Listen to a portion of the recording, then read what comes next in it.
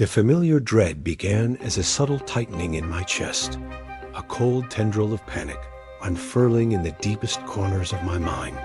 It was the precursor, the silent alarm that always heralded its arrival. I was awake, yet utterly, terrifyingly immobile. My eyelids felt glued shut, my limbs heavy, unresponsive. This was sleep paralysis, a cruel trick my brain played on me, a glitch in the transition between dreaming and waking. I knew the drill.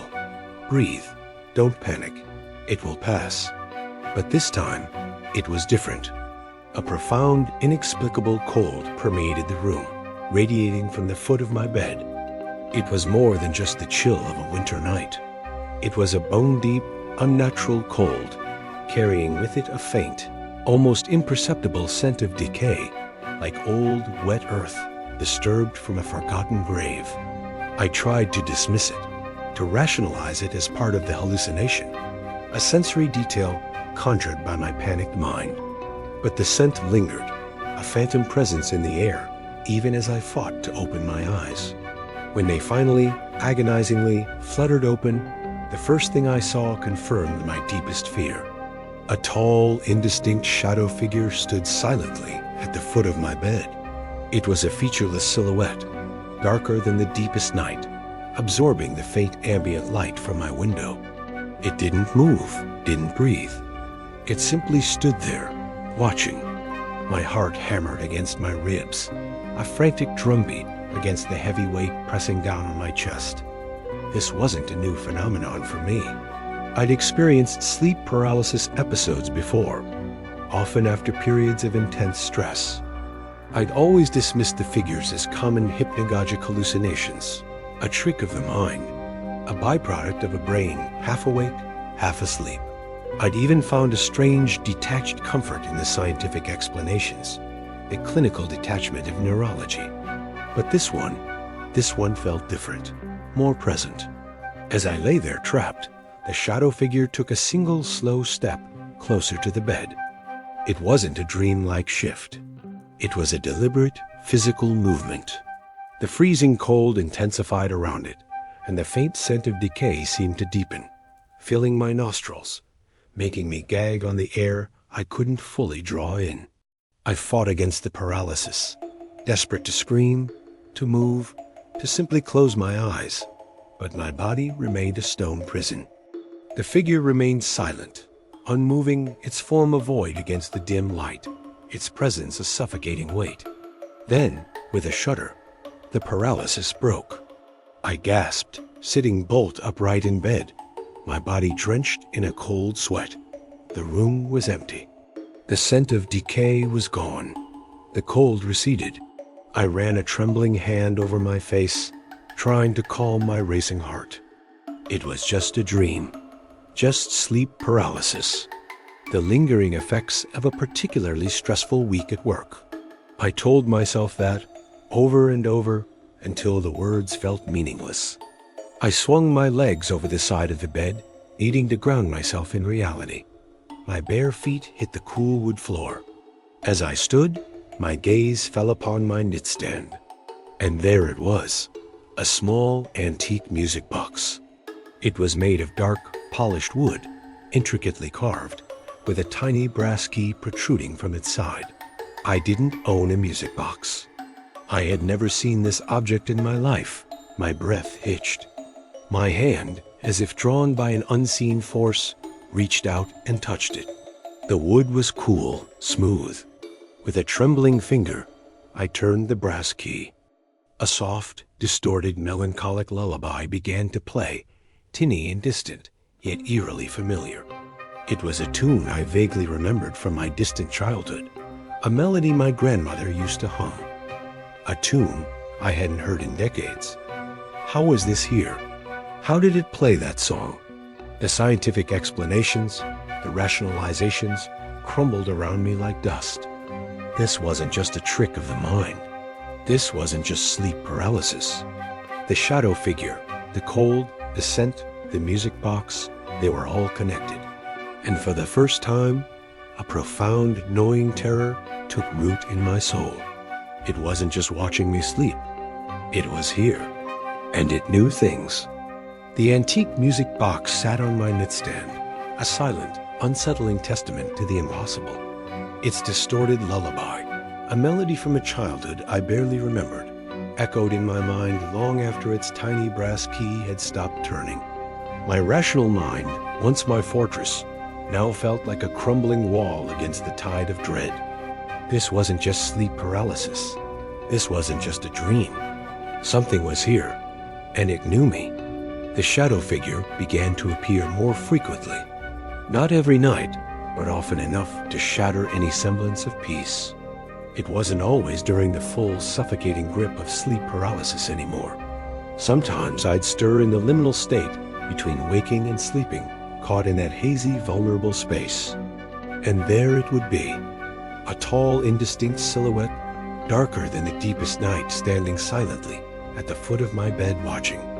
Other times, I'd wake abruptly, a cold sweat clinging to my skin, and catch a fleeting glimpse of it in the dark corners of my room. A ripple in the shadows that vanished the moment my eyes fully focused. My initial scientific detachment, once a shield, slowly gave way to a growing, gnawing fear. I started to document the occurrences, meticulously noting dates, times, and any details I could recall. I bought a new journal, not for work, but for this. I drew crude sketches of the figure, tried to capture the cold, the scent. I was desperate to find a logical pattern, a trigger, anything to explain away the impossible. I researched sleep paralysis extensively, devouring medical journals, online forums, anything that might offer an answer. But nothing fully explained the chilling consistency, the feeling of malevolent intent I now sensed radiating from that silent form. I noticed a terrifying pattern in its proximity. Each time it appeared, it seemed to be a single, imperceptible step closer to my bed, from the foot to the side to almost within arm's reach. It was a slow, deliberate approach, a silent invasion of my personal space that sent shivers down my spine even in broad daylight. And then, the gifts began. Small, unsettling objects that appeared inexplicably after an encounter with the figure. One morning, a single withered flower petal, dry and brittle, lay on my pillow. I didn't own any flowers. Another time, a child's forgotten button, made of tarnished brass, sat on my nightstand just beside the music box. And once, after a particularly vivid encounter, I found a faint, muddy footprint on my clean carpet near the bed. It was small, almost childlike, but distinctly a footprint. I stared at it, my heart pounding, then rushed to grab a cloth. When I returned, it was gone, vanished without a trace, leaving only clean carpet. These items were mundane, yet their inexplicable appearance after the figure's visit deeply unnerved me, suggesting a physical presence beyond mere hallucination. Desperate for proof, for anything to cling to, I bought a simple camera and set it up on my dresser, pointing it at my bed. I set it to record throughout the night, hoping to catch the shadow figure in the act, or at least to prove to myself that it was all in my head. The next morning, I eagerly reviewed the footage, but the camera consistently malfunctioned. The files were corrupted, showing only static or brief, distorted blurs. My frustration mounted, until one morning, I found a single, perfectly clear still image on the camera's memory card. It was a close-up of my own sleeping face, taken from an impossible angle, as if the camera had been held directly above me, hovering inches from my skin. My eyes were closed, my expression peaceful, almost serene. The shadow figure was not in the frame, but the angle. It was as if something had been looking down at me, intimately, silently. My own face, captured in a moment of utter vulnerability, became the most terrifying evidence of all. It wasn't just watching me sleep. It was there, and it was closer than I could ever have imagined. The torn page from her poetry book, found inexplicably on the kitchen counter, shattered Sarah's last vestiges of normalcy. This wasn't a prank. This was an invasion, a violation of her deepest privacy. The watcher knew things, saw things that defied explanation. The house, with its silent, unblinking eyes in the wallpaper, felt less like a home and more like a cage. The letters continued to arrive, a relentless assault on their peace of mind. They escalated rapidly, each one more specific, more unnerving than the last. Sarah, your morning coffee ritual is quite precise. 2 sugars, a splash of cream, always stirred clockwise. One typed note read, describing her private habit with chilling accuracy. Another, addressed to Tom, stated, "The way you hum in the shower, Tom, a little off-key, is quite endearing." They recounted intimate family moments. A whispered argument between Sarah and Tom after the children were asleep. A playful tickle fight in the living room. Lily's secret habit of talking to her porcelain dolls.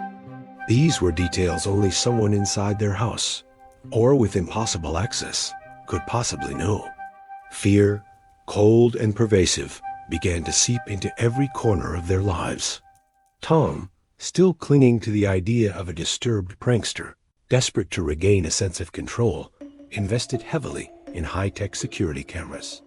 He meticulously installed them around the perimeter of the house, inside key rooms, even a discreet one in Lily's bedroom. "We'll catch them, Sarah," he'd insisted, his voice strained with a forced optimism. "This will stop." But the cameras proved useless. They either malfunctioned inexplicably, the screens flickering to static at critical moments, or captured nothing but fleeting, unidentifiable blurs that vanished upon review. The footage was always just out of focus, just too dark, just too quick. The watcher, it seemed, was immune to their technology, or worse, was actively interfering with it. One night, Sarah woke to the sound of Tom's frantic breathing. He was hunched over the security monitor in his study, his face pale, illuminated by the flickering green light. "Sarah," he whispered, his voice hoarse with terror. "Look." On the screen, the feed from Lily's room showed her sleeping soundly. But then, the camera slowly, deliberately began to pan. It zoomed in on Lily's face, unnervingly close, then slowly, almost imperceptibly, shifted to the closet door. The door, which Sarah knew was closed, slowly, silently, creaked open, revealing only impenetrable darkness. Then, the screen dissolved into static. Tom had rushed to Lily's room, but the closet was closed, Lily still asleep. Yet, as Sarah stood in the doorway, Lily stirred, muttering in her sleep, "He likes your coffee, Mommy. He watches you stir." Sarah's blood ran cold. It was a direct quote from one of the letters. Tension mounted between Sarah and Tom, a suffocating blanket of suspicion and fear. Every shared glance became an accusation, every hushed conversation a potential betrayal. Who could it be, Tom? A neighbor? Someone from your work? Sarah would press, her voice edged with desperation. Tom would snap back. How would they know about Lily's dolls? Or your poetry book, Sarah? Are you sure you haven't told anyone? Their trust, once a solid foundation, began to fray, each convinced the other, or even one of their children, might be unknowingly collaborating with the watcher, or worse, was the watcher. Lily, meanwhile, became increasingly withdrawn. Her vivid imagination, once a source of joy, now seemed to feed the growing dread. She stopped playing outside, preferring to sit quietly in her room, drawing. Her pictures were disturbing. Large, unblinking eyes, drawn in dark crayon, watching the house from every window, every shadow. Sometimes the eyes would appear in unexpected places, on the faces of her dolls, in the patterns of the carpet. She claimed an invisible friend, told her secrets about the family, secrets only the watcher would know. And she began repeating chilling phrases from the letters, her small voice eerily flat. The most unsettling change, however, was in Max. Usually boisterous and full of life, he became quiet, his eyes often holding an unnerving, distant quality. He started leaving small, disturbing gifts for the family. A dead bird, its neck twisted at an unnatural angle, appeared on Sarah's pillow one morning. A child's tooth, yellowed and small, was found under Tom's dinner plate. And once, Sarah found a crudely drawn picture of Tom, his eyes scratched out, pinned to his office door. When confronted, Max would simply shrug, his gaze unsettlingly blank. "My invisible friend told me to," he'd say, his voice devoid of emotion. "He likes it when I give you presents." The implication was terrifying. The watcher wasn't just observing them. It was subtly influencing, perhaps even possessing, their own child. Max, their playful, observant boy, was becoming a new internal threat. The house was not just watching them. It was beginning to take them apart, piece by agonizing piece. The phantom brand on my cheek, the chilling whispers echoing my darkest thoughts. The encounter had left me physically and mentally ravaged. I was a captive in my own home, watched by a presence that knew me better than I knew myself. My apartment, once a sanctuary, was now a cage, every shadow a potential threat, every silence pregnant with unseen eyes.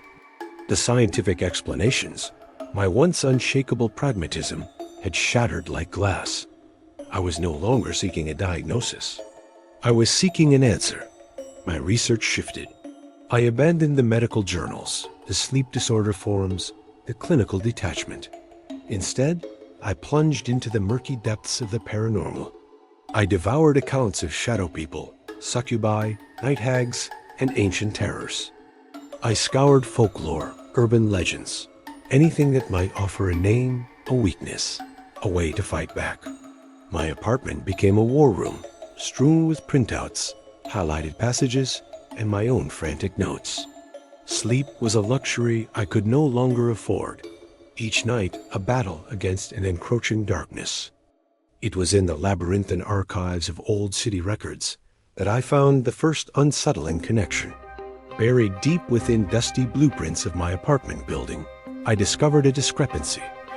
A section of the foundation, directly beneath my unit, marked as sealed, inaccessible. No reason given. Just a stark, unsettling blank space on the diagram. Local historical records hinted at vague, unsettling rumors about the land itself. Whispers of a dark ritual performed centuries ago, a forgotten tragedy that had imbued the very ground with a malevolent presence. The apartment wasn't just a random location. It was a focal point. My online search led me to a chilling, anonymous forum.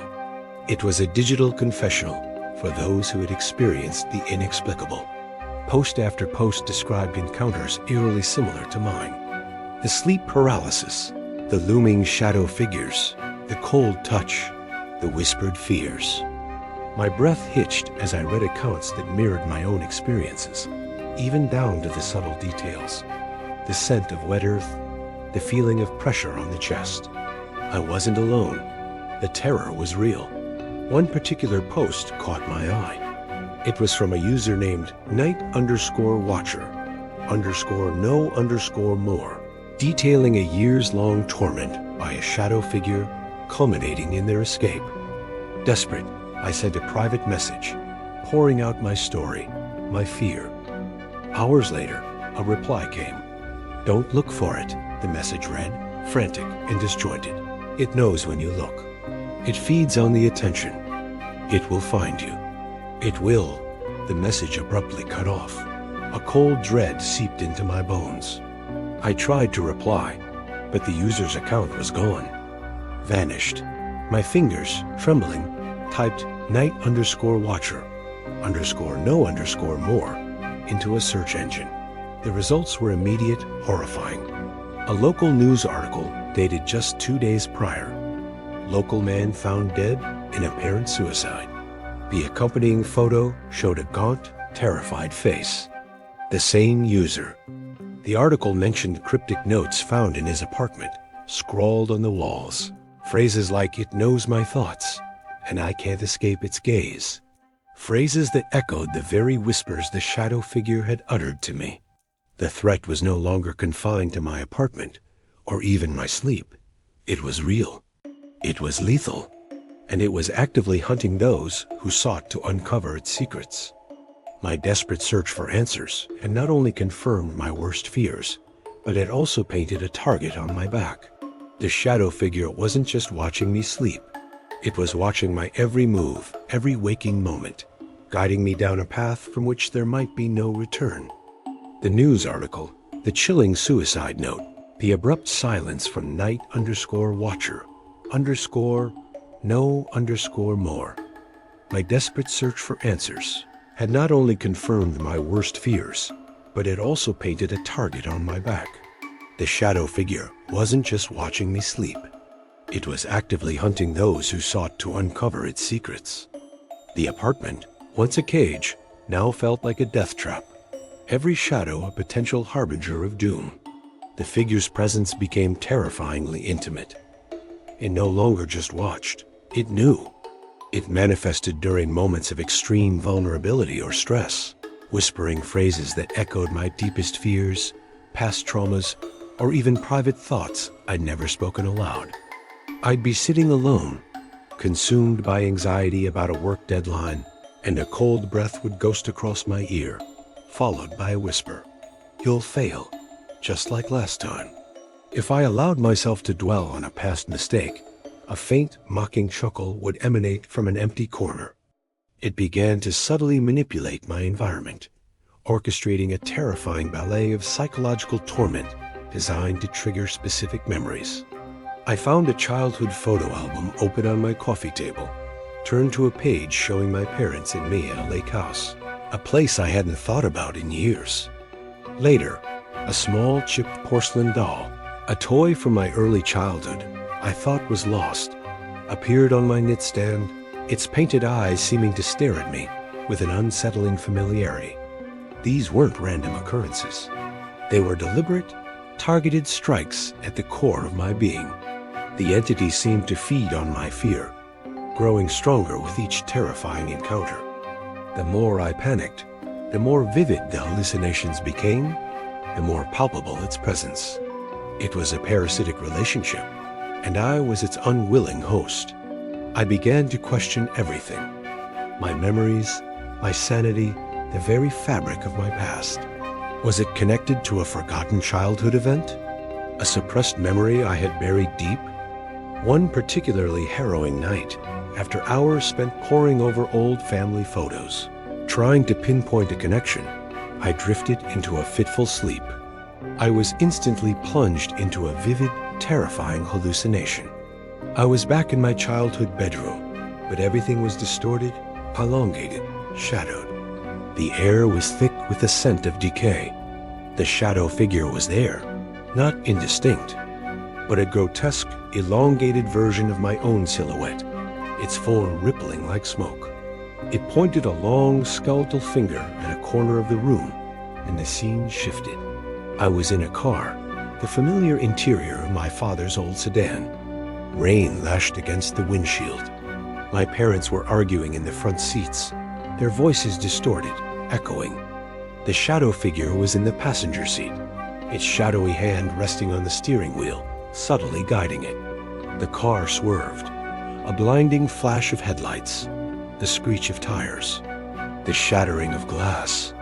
I felt the impact, the sickening lurch, the crushing weight.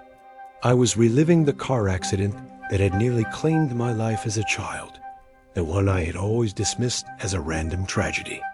But in this hallucination, the shadow figure was orchestrating it, its presence a malevolent puppet master.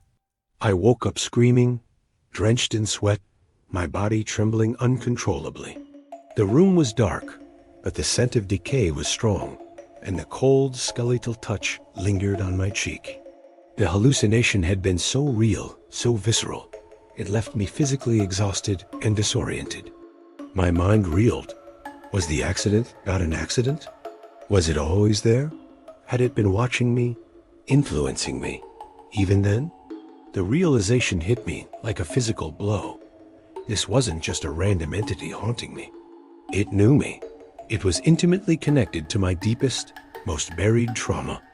And it had been watching me sleep for years, waiting for the perfect moment to reveal its true, horrifying connection to my past. The hallucination of the car accident, the shadow figure orchestrating my childhood trauma. The realization was a poisoned arrow lodged deep in my mind. It knew me. It had always known me. It was intimately connected to my deepest, most buried trauma, feeding on my fear, growing stronger with every agonizing revelation. My apartment, once a cage, was now a padded cell of my own making, and the walls were closing in. The shadow figure's presence became constant, an inescapable tormentor. It was no longer confined to the night, no longer limited to the liminal space between sleep and waking. I saw it in my peripheral vision during the day, a flicker of darkness just beyond my sight, gone when I turned my head. I felt its cold presence in empty rooms, a sudden drop in temperature that made my skin prickle. Its whispers, once faint, now echoed in my ears, even when I was awake and active, a constant, insidious hum of my own darkest thoughts, twisted and amplified. You're a monster, Alara. You ruined everything. You can't escape yourself. My paranoia reached a fever pitch. I isolated myself completely, cutting off friends and family. My phone became a dead weight in my hand, a symbol of the connections I could no longer maintain. I was convinced they wouldn't understand, that they would think I was insane. Worse, I feared the figure might extend its influence to them, that my torment would become theirs. The thought of dragging anyone else into this nightmare was unbearable. My physical and mental health rapidly deteriorated. Sleep was a terrifying proposition, but staying awake was a slow torture.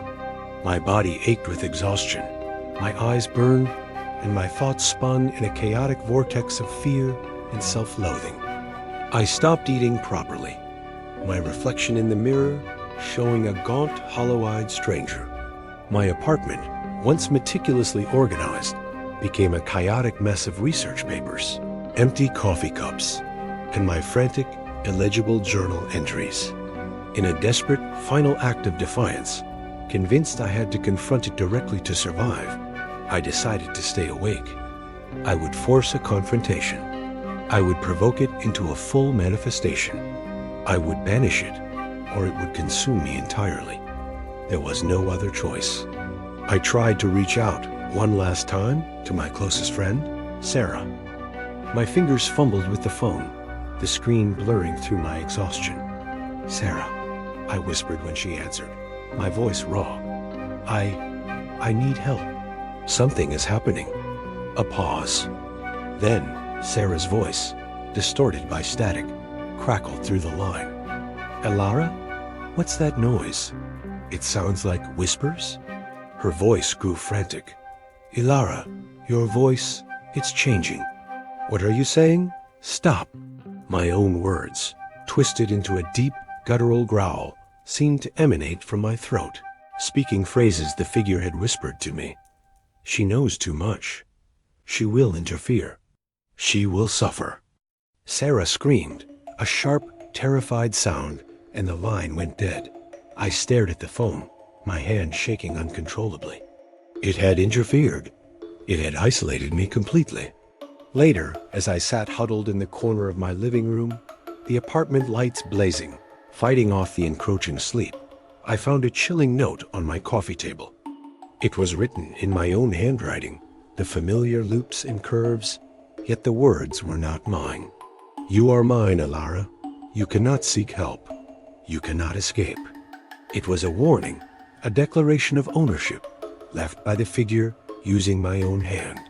As the hours of forced wakefulness dragged on, the apartment itself began to subtly shift and distort around me. Familiar hallways lengthened, stretching into impossible distances. Doors I knew led to the bathroom would open into the kitchen or a blank wall.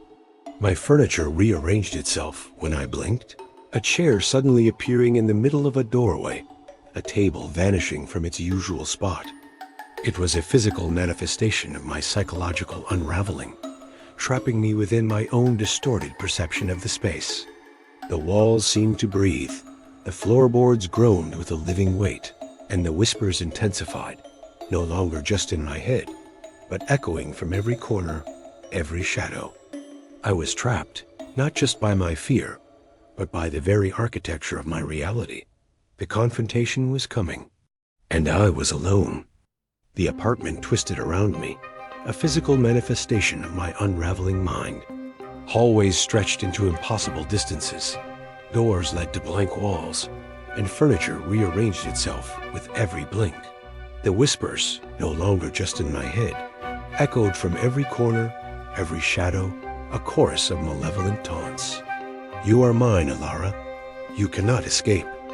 The note, written in my own hand, lay on the coffee table, a testament to the figure's insidious control. I was trapped, not just by my fear, but by the very architecture of my reality. The confrontation was no longer coming. It was here, and I was alone. Hours bled into an eternity. My body screamed for sleep, but my will, fueled by a desperate suicidal defiance, refused to yield. I had to force it out. I had to banish it, or it would consume me. I stumbled to the center of my living room, the space now a distorted, shifting labyrinth. My voice, raw and hoarse from disuse, tore through the suffocating silence. "Show yourself." I screamed, the words echoing back at me, distorted, mocking. "I know you're here. I know you're watching. Come out." The air grew impossibly cold, the scent of decay overwhelming. The shadows in the corners of the room deepened, swirling, coalescing. The whispers intensified, a deafening roar that vibrated through my bones. The apartment groaned, its very structure seeming to buckle under an unseen pressure. And then, slowly, agonizingly, the shadow figure began to manifest. It rose from the deepest shadow in the room, no longer indistinct, no longer a mere silhouette. Its form solidified, growing taller, more defined, until it towered over me. My breath hitched, a strangled gasp caught in my throat. It was a grotesque, distorted reflection of myself. Taller, gaunter, its limbs elongated and twisted, its skin a sickly, translucent gray. Its eyes, though still shadowy voids, burned with a malevolent intelligence, twin points of searing, hungry light. It was me, yet utterly alien, a horrifying mirror. Its voice, when it spoke, was clear, and it was my own voice, a twisted, guttural, dripping with a chilling self-loathing. "You sought me, Alara, and now you see. I am you. I am the fear you buried, the guilt you nurtured, the secret you thought forgotten." Then the world shattered. The apartment dissolved around me, replaced by a terrifying, hyper-real vision. I was back in the car, the same rain lashing against the windshield, the same muffled argument between my parents. But this time, I wasn't just a passenger. I was in the driver's seat. My small, childlike hands were on the wheel, my foot hovering over the accelerator. The shadow figure, my grotesque reflection, sat beside me, its burning eyes fixed on mine, its voice, my voice, whispering, "Faster, Alara, faster. You can't outrun it. You can't outrun me." The blinding flash of headlights, the screech of tires, the sickening lurch. I felt it all, not as a memory, but as a present horror. The impact, the shattering glass, the crushing weight. But this time, the nightmare continued. The scene replayed, over and over, each time forcing me to be the driver, to feel the responsibility, the guilt. The shadow figure was guiding me through the trauma, forcing me to relive it, to accept my role in it. "You caused it, Alara. You chose. You always choose fear." And then, a new, more terrifying revelation unfolded within the relived nightmare. As the scene replayed, I saw other figures in the car, shadowy, indistinct, yet familiar. They were the previous residents from the online forum, the ones who had vanished. But they weren't just other people. As the car crashed, their forms dissolved, merging into the shadow figure beside me, their whispers joining its voice. They were earlier versions of myself, earlier identities I had shed, earlier traumas I had suppressed, consumed by the entity. Their memories and identities added to its power. The disappearances were not physical. They were psychological, a complete erasure of who I had been, each a meal for the parasitic entity. The vision faded, leaving me gasping for air, collapsed on the floor of my now normal living room. The shadow figure, my horrifying reflection, stood over me, its burning eyes still fixed on mine. Its voice, my voice, was a triumphant roar. I am the sum of your fears, Alara, the culmination of your guilt. You birthed me, you fed me, and now you are mine. The true horror crashed down on me, absolute and undeniable. The entity wasn't external. It wasn't a ghost or a demon. It was a manifestation of my own deeply suppressed trauma, my guilt, my self-loathing. It had been feeding on my fear for years, growing stronger, consuming earlier versions of myself, waiting for this moment. I was the source of my own torment. I had created the monster that watched me sleep, and it was here to claim me. The shadow figure, my grotesque reflection, loomed over me, its burning eyes fixed on mine. I am the sum of your fears, Alara, the culmination of your guilt. You birthed me, you fed me, and now you are mine. The truth, absolute and undeniable, crashed down on me. I was the source of my own torment. I had created the monster that watched me sleep, and it was here to claim me, to consume this last, defiant version of myself. Panic, a cold, suffocating wave, threatened to drown me. But within that terror, a flicker of something else ignited, a desperate, primal defiance. I had fed it. I had birthed it, but I would not be consumed. I would not become another vanished memory, another meal for this parasitic entity. The battle was not physical. It was a brutal, agonizing war within my own mind. The shadow figure lunged, its shadowy form merging with mine, and I felt a cold, invasive presence attempting to burrow into my very core, to overwrite my consciousness. Memories, distorted and terrifying, flooded my mind. The car crash replayed endlessly. But now I was not just the driver. I was the cause, my child self's actions amplified, twisted into monstrous intent. The whispers, now deafening, were my own self-loathing, my deepest guilts screaming for surrender. Give in, Ilara. It's easier. Become one with me. Become nothing. I fought back. I clawed at the invading presence, not with hands, but with pure, desperate will. I screamed, a raw, guttural sound, not of fear, but of furious rejection. I forced myself to confront the core memory, the car crash, not as a victim, not as a culprit, but as a moment of profound, accidental tragedy. I denied the entity the fear it craved, the guilt it fed on. You are not me.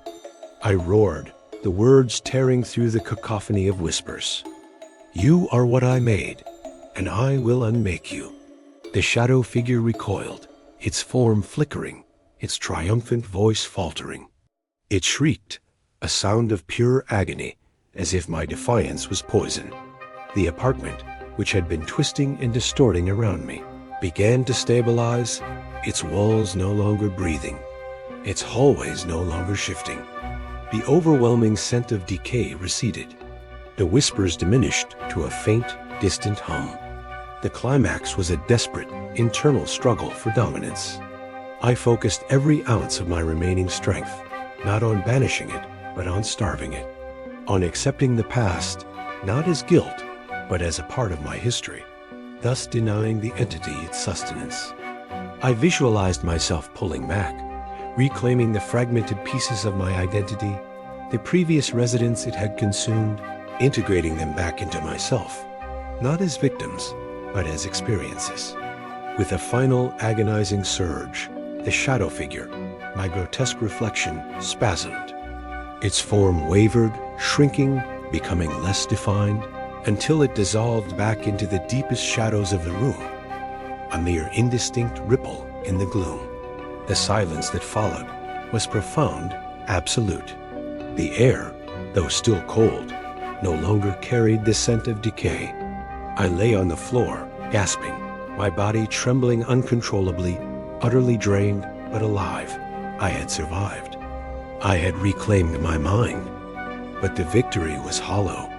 The experience had irrevocably changed me. The shadow figure, though gone in its physical manifestation, was not truly gone. The psychological scars remained, a permanent phantom weight on my chest. I still experienced fleeting glimpses of movement in my peripheral vision, a lingering feeling of being watched, a constant low hum of static in the back of my mind. I learned to live with the echoes of my past, forever changed by the entity I had birthed. Months later, I was seemingly recovering. I had moved to a new, sterile apartment, far from the old one, far from any place that held a hint of the past. I had found a semblance of peace, a fragile normalcy.